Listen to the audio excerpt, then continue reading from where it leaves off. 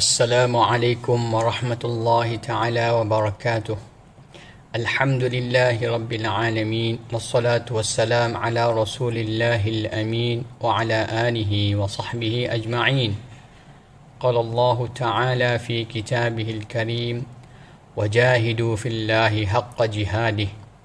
وقال النبي صلى الله عليه وسلم: الجهاد ماض إلى يوم القيامة، أو كما قال. Alhamdulillah, panjat kita syukur ke hadrat Allah Subhanahu wa Ta'ala. Dengan limpah kurnianya Allah bagi kesihatan, keafiatan kepada kita.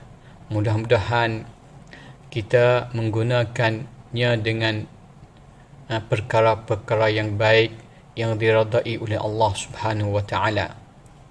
Alhamdulillah, saudara-saudari yang dikasihi sekalian, marilah kita sama-sama merenung sejenak dengan apa yang berlaku suasana di dunia ini, di bumi-bumi Islam, terutamanya di bumi kita Fatani Darussalam, yang mana di bumi kita Fatani Darussalam adalah dahulunya bumi yang ditegak di atas cahaya Islam, ataupun kita dinamakan dengan baldatun tayyibatun wa rabbun ghafur. Sehinggalah bumi ini, tanah air kita ini dirampas dan dijajah oleh penjajah. Maka bersepakatlah para ulama yang berada di bumi Fatani telah memberi fatwa bahawasanya hukum berjuang dan berperang di jalan Allah Subhanahu wa Ta'ala di bumi Fatani itu adalah fardu ain. Dan apakah maksud berjihad? Apabila kita sebut berjihad, para ulama telah memberikan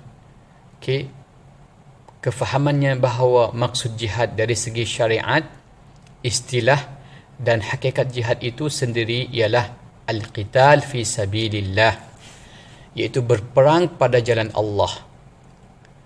Sebarang usaha yang dilakukan ke atas diri sendiri, keluarga, masyarakat dan tanah air untuk memenuhi perintah Allah dan Rasulnya, usaha menegakkan ajaran Islam hanyalah ranting-ranting jihad. Tapi pokok jihad sebenarnya ialah berperang pada jalan Allah. Seperti mana firman Allah Subhanahu wa Ta'ala, ia bermaksud, wahai orang-orang yang beriman, mahukah aku tunjukkan sesuatu perniagaan yang boleh menyelamatkan kamu dari azab siksa yang tidak terperi sakitnya? Iaitu kamu beriman kepada Allah dan Rasulnya, serta kamu berjihad membela dan menegakkan agama Allah Subhanahu wa Ta'ala dengan harta benda dan nyawa kamu. Yang demikian itu lah yang lebih baik bagi kamu jika kamu hendak mengetahui hakikat yang sebenarnya. Iaitu surah As-Saff ayat yang ke-10 dan 11. Hadis Nabi yang bermaksud dari Abu Hurairah radhiyallahu anhu, ditanyakan, wahai Rasulullah, amal apakah yang menyamai pahala jihad berperang di jalan Allah Subhanahu wa Ta'ala? Beliau menjawab, kalian tidak mampu melakukannya. Maka diulangilah pertanyaan itu 2 kali atau 3 kali. Setiap pertanyaannya itu dijawabnya, kalian tidak mampu melakukannya. Kemudian berkata, mujahid di jalan Allah itu seumpama orang yang bertugas, orang yang berpuasa, yang mengerjakan salat dan yang membaca Al-Quran, di mana ia tidak berhenti dari puasa dan salatnya, sehingga sang mujahid sehingga sang yang berperang di jalan Allah Subhanahu wa taala pulang dari medan pertempuran. Diriwayat Abu Hurairah, Muslim dan sebagainya. Okey, hadis ini memberi penjelasan dan fadilat orang yang berjuang di jalan Allah Subhanahu wa taala sangat tinggi nilainya di sisi Allah Subhanahu wa taala. Satu lagi hadis Nabi sallallahu alaihi wasallam yang berbunyi, Al-jannatu tahta zilalis suyuf. Ia bermaksud syurga itu di bawah bayangan pedang. Hadis riwayat Bukhari.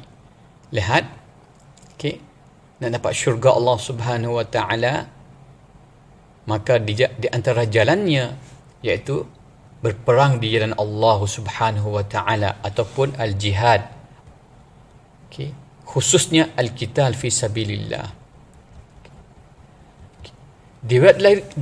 Disebutkan lagi oleh Nabi sallallahu alaihi wasallam, Allah Taala telah menjamin bagi orang-orang yang pergi berperang fi sabilillah untuk menegakkan agama Allah menghadapi orang kafir dengan firman-Nya, siapa yang pergi berjihad hanya semata-mata untuk membela dan menegakkan agamaku dan kerana iman kepadaku serta percaya kepada Rasulku, maka aku menjaminkan bahawa aku akan masukkannya ke dalam syurga jika dia mati di medan perang, atau mengembalikannya pulang ke rumahnya serta membawa kemenangan berupa pahala dan harta pampasan.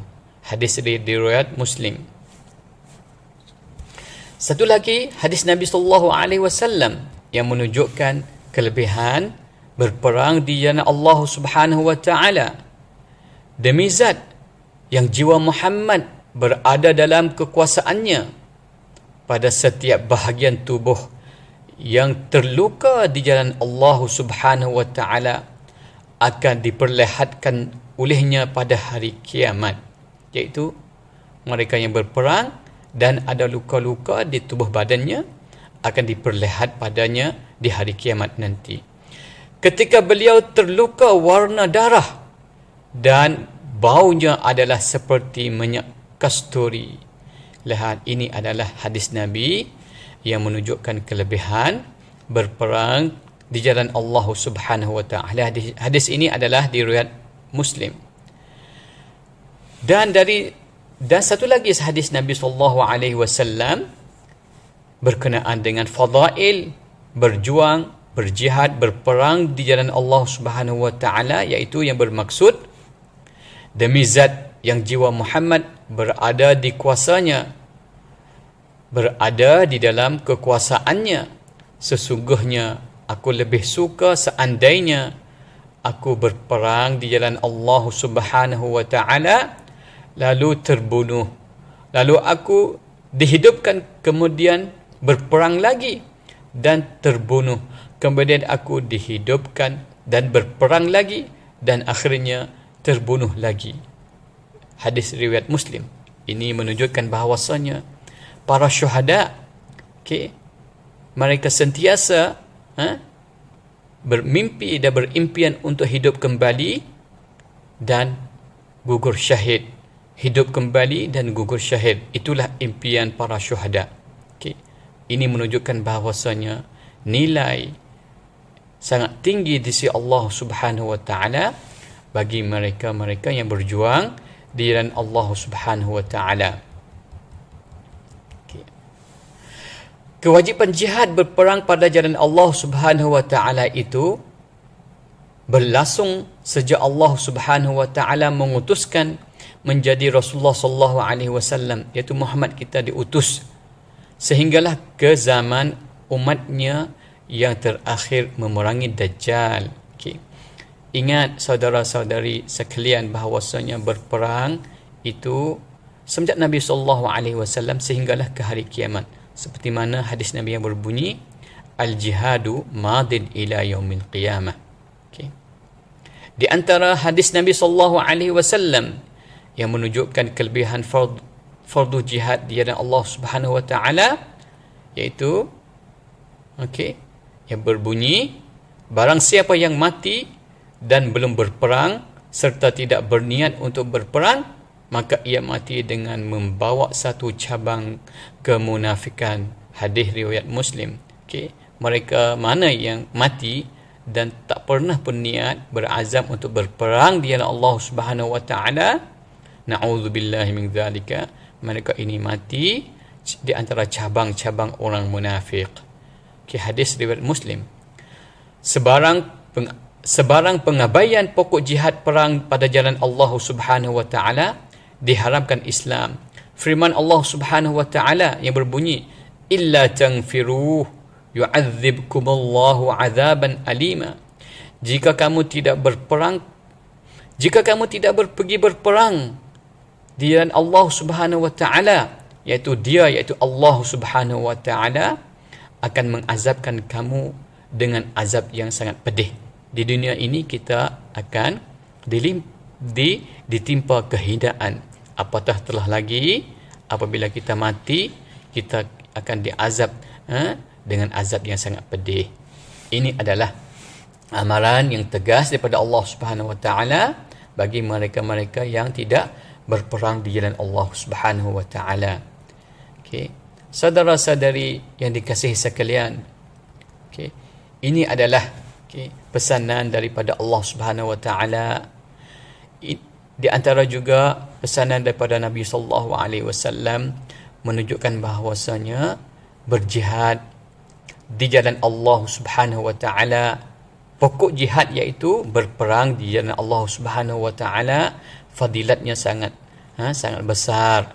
Mudah-mudahan dengan sikit sebanyak yang saya kongsi ini memberi peringatan kepada kita bahawasanya marilah kita sama-sama menunaikan perintah ini. Mudah-mudahan perintah ini adalah satu perintah yang sentiasa kita impi untuk bersama dalam menunaikan, melaksanakan perintah ini sehingga ke hari akhirat nanti, sehingga ke hari kiamat nanti, sehingga ajal kita menemui kita nanti.